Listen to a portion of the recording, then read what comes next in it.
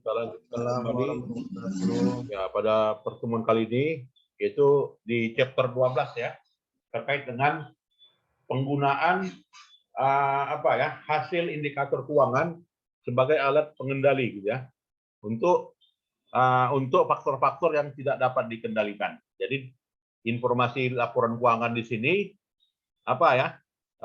bisa di alat evaluasi gitu ya. Artinya sesuatu yang dalam hal ini tidak bisa diprediksi atau juga tidak bisa dikontrol atau juga peristiwa yang terjadi gitu ya. Selama tahun 2008 misalnya sampai atau juga di 2009 itu disebabkan oleh karena adanya kecepatan atau juga perubahan situasi yang begitu cepat dan juga perubahan keputusan yang begitu cepat yang dialami oleh para banker ya yang ada pada Wall Street atau juga di kota London ya. Nah, ini ada beberapa case-case yang terjadi ya, misalnya ya bagaimana perusahaan penerbangan di Eropa ya dalam kurun waktu tahun 2010 ya, dalam hal ini perusahaan penerbangan yang bernama Ijab Kajul gitu ya, Volcano di Islandia gitu ya, itu mengalami kerusakan ya, mengalami kerusakan mesin yang dalam hal ini cukup banyak terjadi gitu ya. Maka dampaknya adalah ke berbagai faktor ya, atau juga ke berbagai sektor yang ada ya, terutama pada industri penerbangan ya. Pada industri penerbangan artinya di gudangnya atau juga tempat handlingnya gitu ya, atau juga di groundednya.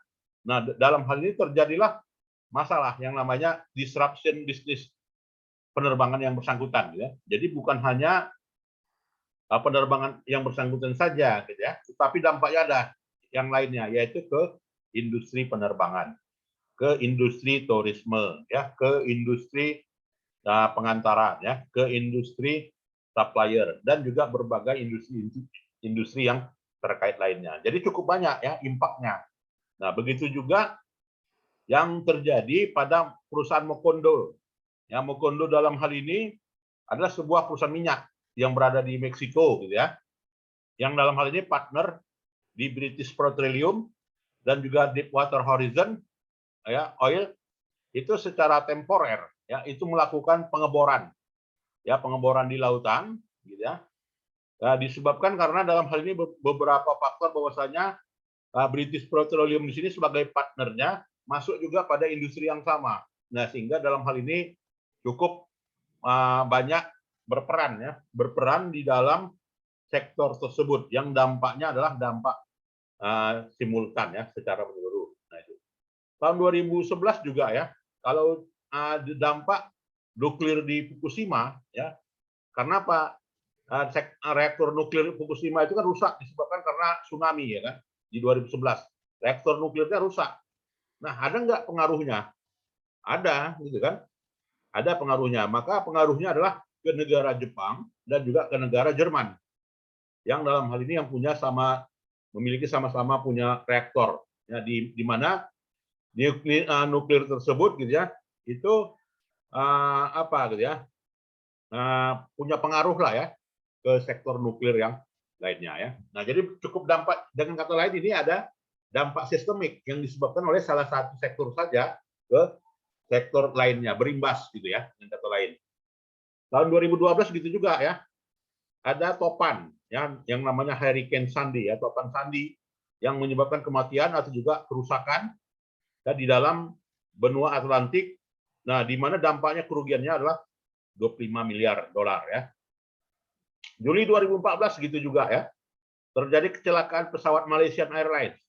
Ya, dampaknya gimana itu? Ya, dampaknya adalah ke perusahaan penerbangan Malaysianya, ya kan? Dampaknya adalah ke perusahaan penerbangan Malaysianya, ya, di mana di sini mengalami permasalahan surviving, ya, keberlangsungannya itu dianggap tidak mampu lagi ya membuka proyek sampai ke area yang ditembak jatuh tersebut ya. Nah, itu. Atau juga virus Ebola yang ada di Afrika ya. Atau juga peristiwa yang lainnya. Nah, ini kan bukunya tahun 2017 ya kan, e-booknya. Belum masuk dia COVID. Nah ini ya, kalau dia COVID, dampak sistemiknya cukup banyak juga ya. Nah ini kelemahan dari e-book ini ya. E-book yang 2017 ini di sistem pengendalian manajemennya, ya bagaimana mengendalikan ya, situasi atau perusahaan atau juga cash flow perusahaan dalam situasi pandemi. Nah jadi beberapa alat pengendalinya ada ya, diantaranya melakukan banyak penghematan anggaran dan refocusing anggaran misalnya itu ya. Nah ini boleh dituliskan nantinya ya di dalam tugas papernya, saya tunggu ya untuk nilai UASnya nanti ya, paper yang akan kita terbitkan. Nah itulah berbagai faktor-faktor. Izin Pak, papernya udah saya kirim Pak lewat email. Oh ya sudah ya, sorry maaf ya. Ya nanti saya terbitkan dan LOA-nya saya kirimkan ya. Ya baik, terima kasih Pak Al-Wafi ya. Nah itulah ya beberapa faktor-faktor yang menyebabkan dampak sistemik ya, dengan kata lain ya, ke industri penerbangan atau juga industri yang lainnya ya. Jadi dengan kata lain, bagaimana mengendalikannya, gitu kan? Nah, jadi di sini kita bicara prinsip-prinsip pengendaliannya. Jadi dalam beberapa argumen, bahwasanya ada beberapa prinsip-prinsip pengendalian yang harus dilakukan untuk mengatasi situasi tersebut, gitu ya. Maka dalam hal ini yang dilakukan adalah pengenalan terhadap resiko ya, namanya risk aversion. Nah, ini ya. Jadi kalau kita sudah melakukan matriks pengenalan risiko, ya maka dalam hal ini adalah salah satu dari prinsip pengendalian. Nah, ini ya yang perlu kita stabilo ya, atau perlu kita garis bawahi ya. Kemudian juga yang kedua yaitu kita harus dalam hal ini mengendalikan aspek kepegawaian. Nah, jadi di sini aspek kepegawaian termasuk di dalamnya adalah ya, kegiatan pegawai atau juga keperilakuan pegawai. Jadi di sini haruslah diungkapkan atau juga beberapa hal yang harus dikendalikan, gitu ya. Di mana pegawai di sini mengembangkan beberapa ide investasi yang terkait dengan apa ya, ke hal-hal yang menarik, gitu ya. Nah ini yang perlu dikendalikan. Jadi tipe-tipe pengendalian yang dikatakan dengan controllable principle itu adalah membuat matriks risiko dan juga mengendalikan pegawai ya, itu dikatakan dengan controllable principle. Nah bagaimana dengan uncontrollable factor? Jadi untuk yang uncontrollable factor ya, faktor-faktor yang nggak bisa dikendalikan, itu pertama ya, situasi ekonomi ya kan, dan juga situasi persaingan.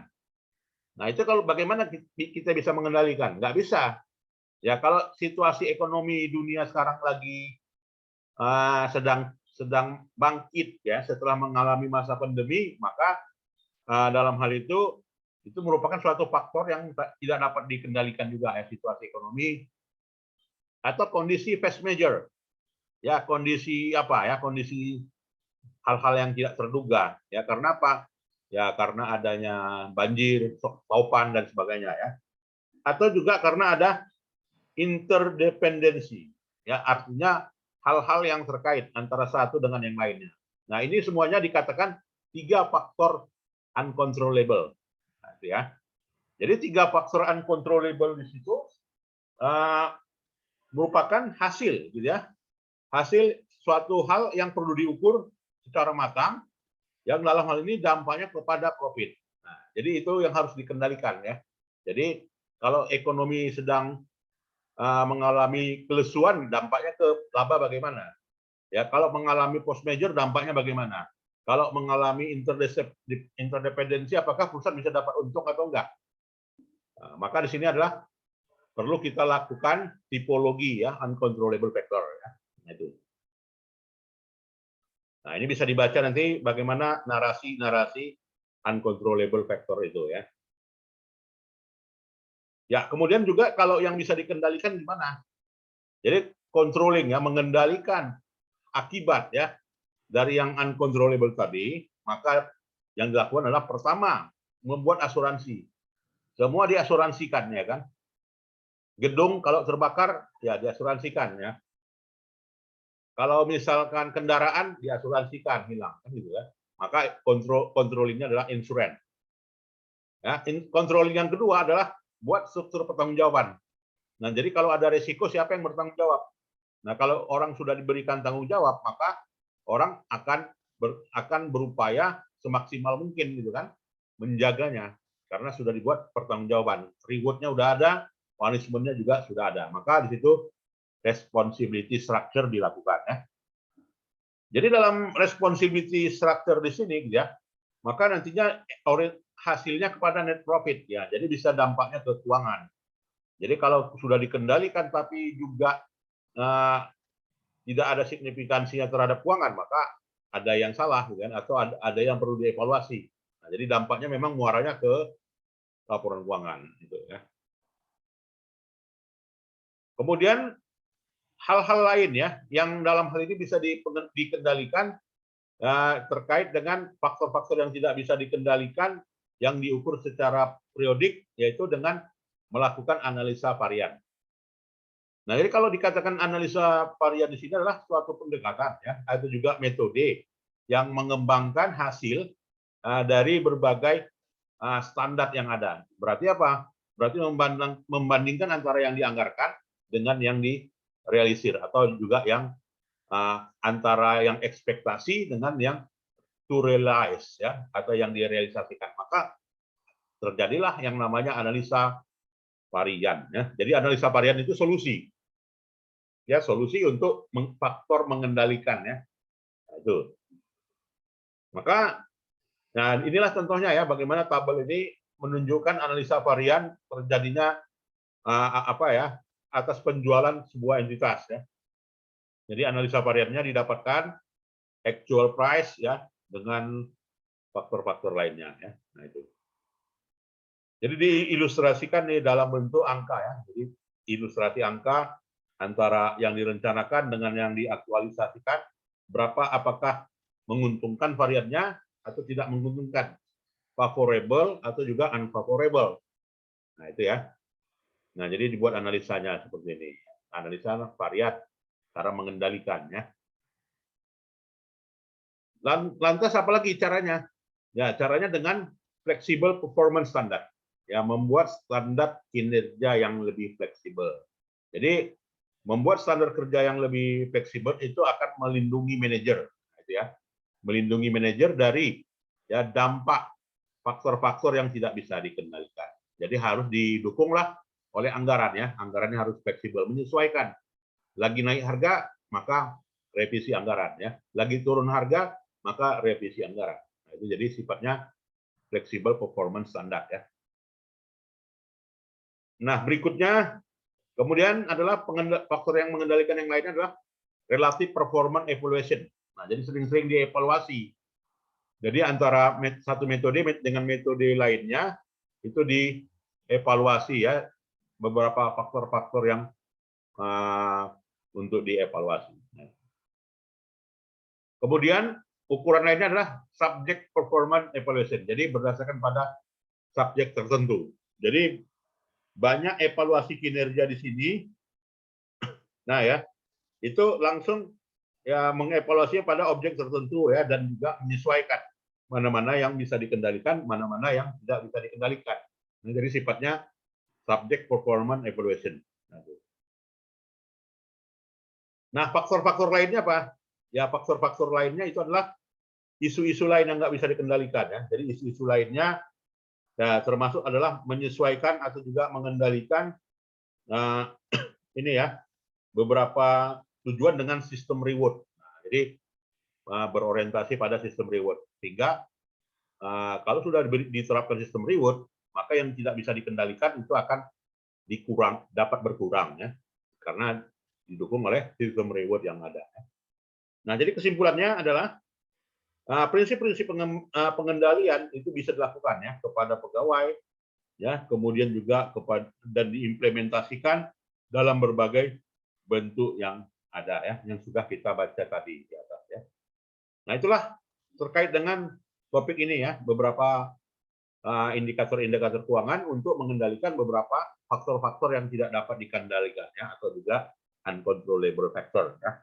Silakan kalau ada yang mau kita diskusikan. Ada?